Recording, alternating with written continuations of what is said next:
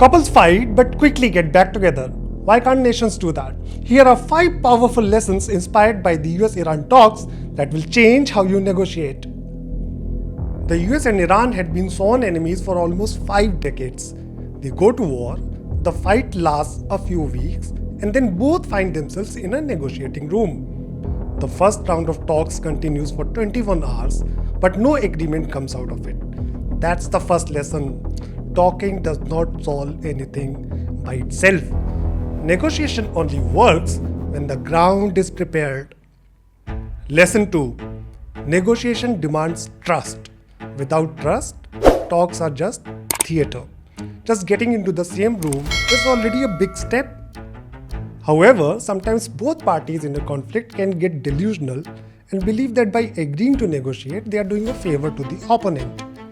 Any talks that have the slightest chance of succeeding need real trust-building steps. No one expects that two parties at war will start trusting each other in a few hours.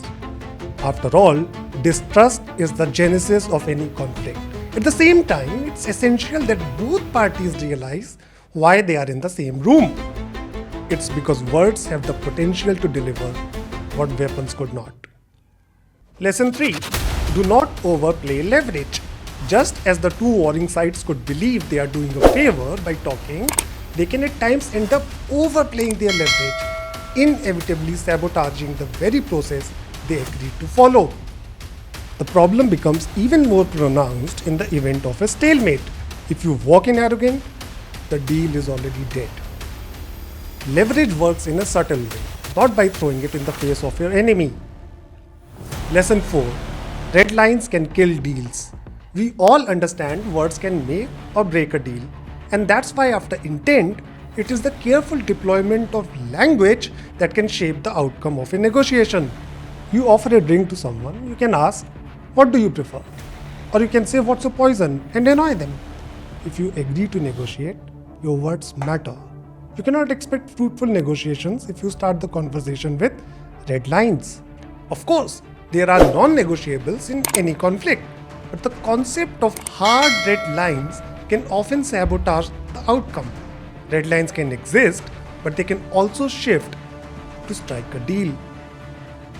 Flexibility is often underestimated in negotiations when egos are involved. And this brings us to the 5th and final lesson, the concept of small wins. If you have ever bargained at a local market, you already understand how negotiations work.